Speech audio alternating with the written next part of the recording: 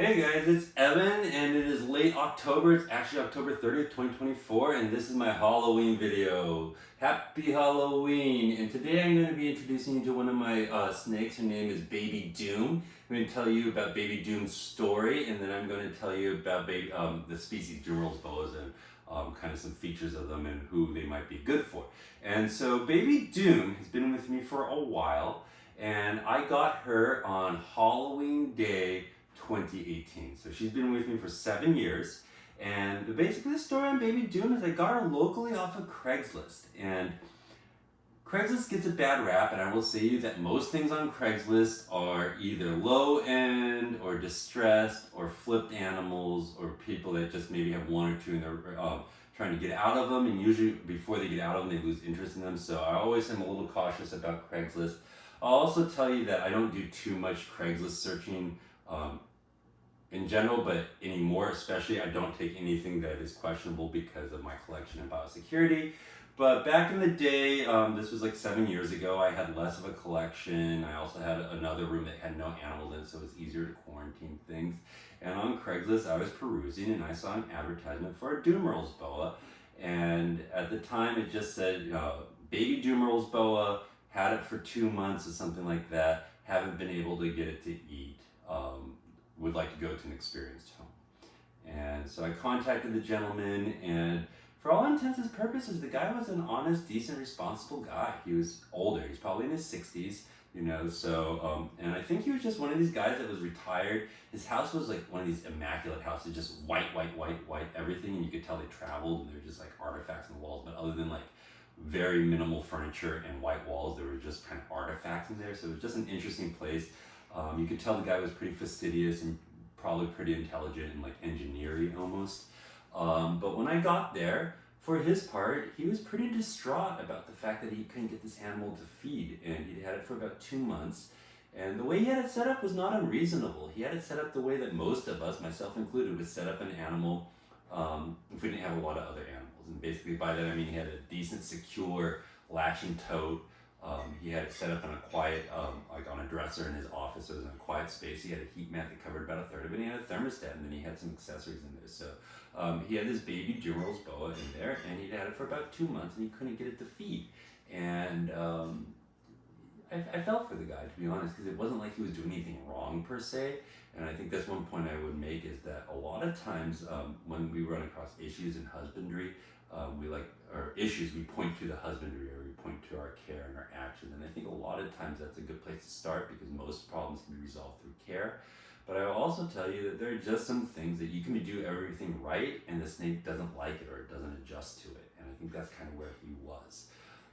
So I would just also caution you that not every problem you run across are care related. I'm to a point where like I know how to care for these animals, so I don't make like the beginner mistakes anymore. And a lot of the problems that I run across are a little more cryptic, or a little more like physiologically or health generated, or a little just more obscure. But that's just the point I would make, is I think that especially on Facebook groups, that whenever somebody comes with a problem, they immediately go, well, it's your care, double check your husband, blah, blah, blah, blah, which is actually a good thing to do, but also it's not always the case. But so this gentleman had it set up reasonably. He couldn't get it to feed properly. I don't think he actually ever got it to feed at all under his care. And the snake looked healthy. It didn't look emaciated. It didn't look anything. If you picked it up, it felt a little bit light. Like if, just when I pick up a snake of a certain size, I want it to feel a certain weight, and it felt a little hollow almost, but that was just probably because it hadn't eaten at least 2 months. If you want to know what I think personally happened, I think that he got this Dumeril's boa from a breeder or a reseller who rushed this out the door.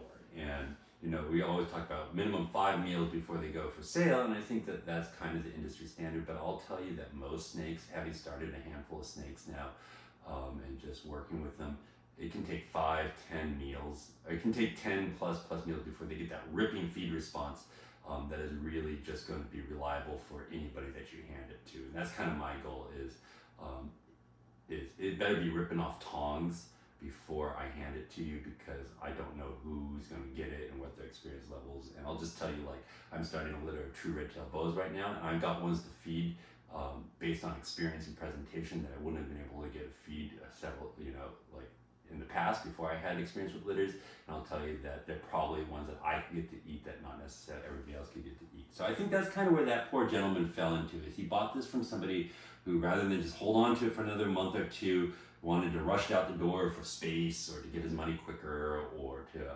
save some money on feeders or whatever. And it just wasn't fully established for that poor gentleman. And he had a really bad experience with it. And he was pretty distraught. I felt for him. But anyways, the deal we made on this was that I took the animal and I bought the bag of rats that he had. So I spent $40, paid him for the rats, and I took this animal for free. Just where it is. And I brought her home. I set her up similarly to how he had her set up in a quarantine setup. The only difference was I had an opaque tub and he had a clear tub, so that might have been the difference. Put her there for a week, defrosted with the same feeder rats that she was refusing with under his care, and she slammed it, and she slammed every single feeder since. So she's been problem-free, trouble-free, a great feeder ever since. She's pretty pristine. The only thing about her, there's only one little issue that I can tell, and I don't know if you can see it or not. It's actually a little bit more prominent today than normal, but she has this little mark. I don't know if I'm catching on camera, but she has this little mark on her forehead right here, and it can be a raised bump at times. And I actually almost think it's a scar. So one thing I'm wondering is if she got bit by a live rodent at some point.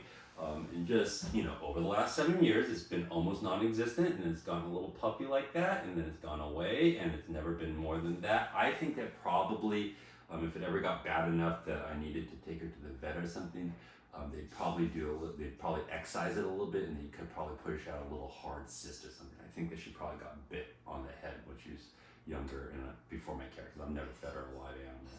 But that's kind of what I think. But other than that, she's about 4.5, 5 feet long. Dumeril boas are one of those animals that have a wide array of sizes. I've seen them. I would say this is probably on the smaller side for a 7-year-old, but but there are plenty of them that are in the 5 foot range as adults. But I also tell you, I've seen some whoppers, like the size of normal like BCIs and things. I've seen some like 7, 8 foot ones, real big, thick ones. I think they also tend to be overfed, and they tend towards obesity. So I don't know how those factors all play together, but there's quite a bit of range in sizes in Dumeril's boas. And this is probably where, this is on the smaller side of average probably 5 to 6 feet, but there are 7 and 8 footers out there. And I've seen a couple of like 9 and 10 foot examples out there. But the other thing I will tell you is there's a similar species called the Madagascan ground boas. These are Acrantophis dumerili, and then there's Acrantophis madagascariensis.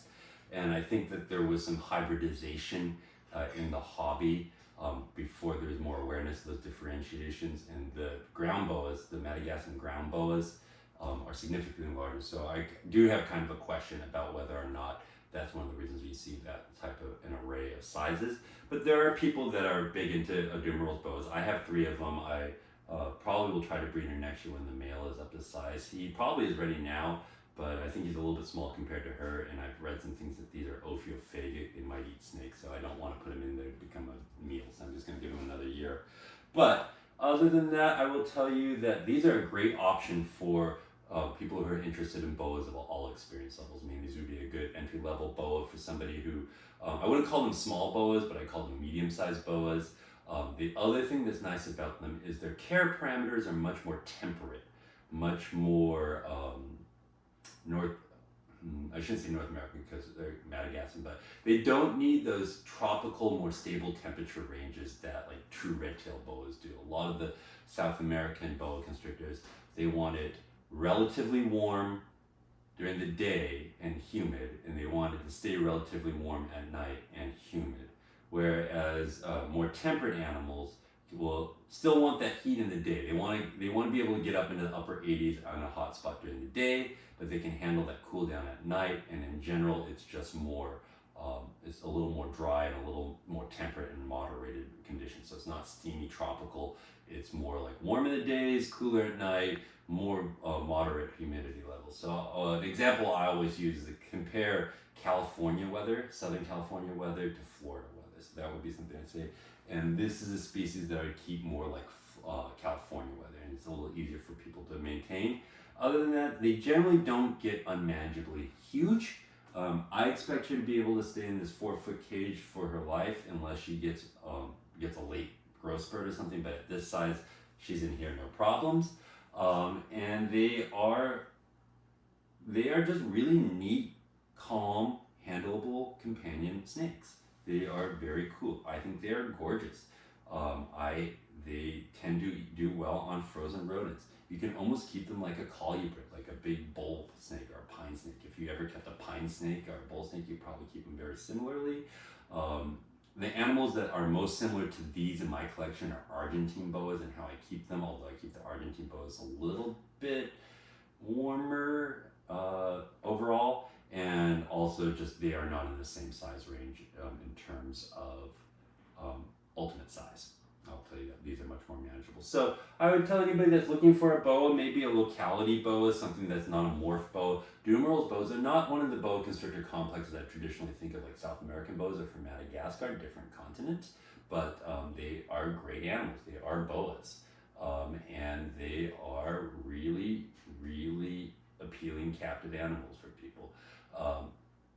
The two things that I will tell you is make sure you get one that is established fully on frozen thawed rodents.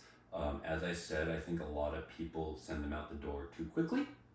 And also I will tell you that some of these have a preference for poultry over rodents. So if you're going to get one, especially if you are getting one just as your first snake or something, really try to look for something that is fully ripping on frozen thawed rodents, okay? The price on these guys has gone all over the place. I've seen them go pretty high in COVID, but I think you could probably find one of these for the $400 to $600 range. I won't be breeding these this year, but I think that's what you're kind of looking at. And then the only other thing I will tell you is that as placid and handleable as these are, the Dumerils are one of the snake species that I think are notorious for having a ferocious feed response in the cage, meaning that if you just stick your hand in the cage, it might bite you mistakenly thinking you're food. So these are one of the animals that are telling you that if you don't hook train, you're going to learn why you need a hook train pretty quick. But other than that, once they're outside the cages and everything like that, they're super manageable. But hook training is important with these guys because kind of ironically, if they don't have a problem feeding as babies, they become pretty food responsive, like almost immediately. That's been my experience with them. Other than that, I have 3 of them in my collection now. They're great. I think they're amazing animals. I hope to be able to produce some of these in oncoming couple of years because I'm trying to bring a variety of animals to people. But the other thing I will tell you is I've had like 6 or 7 of these in my collections over the years, and they've all come from people who couldn't get them feeding. And what I've done is I've taken them, I've gotten them feeding, and I moved them on to other homes. So I'll just tell you that's the one thing is make sure you get them feeding on poultry first. Make sure that you get them from a good breeder, and you should have a great experience with them. But these are really one fun animal. And Baby Doom, tomorrow I will be celebrating, it'll be 2024, so what is it, 6 years with me. Pretty special, pretty cool. So that's Baby Doom's story. I'm glad she's here, I'm glad she's with me, I'm glad she's doing well. I think the guy that I got her from was a great person, and I don't think that there's anything that he was doing wrong. So I just wanted to show you her story. And watch her go back home.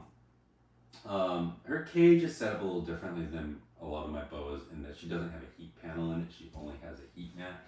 Part of that reason is because she catches a lot of heat from above and below her. The other reason is, as I discussed, she's not quite as, she's not a tropical animal. There you go. So that's just what I would say. Thank you so much for watching. Happy Halloween. Don't eat too much candy. Save me a Reese's Peanut Butter Cup. Bye-bye.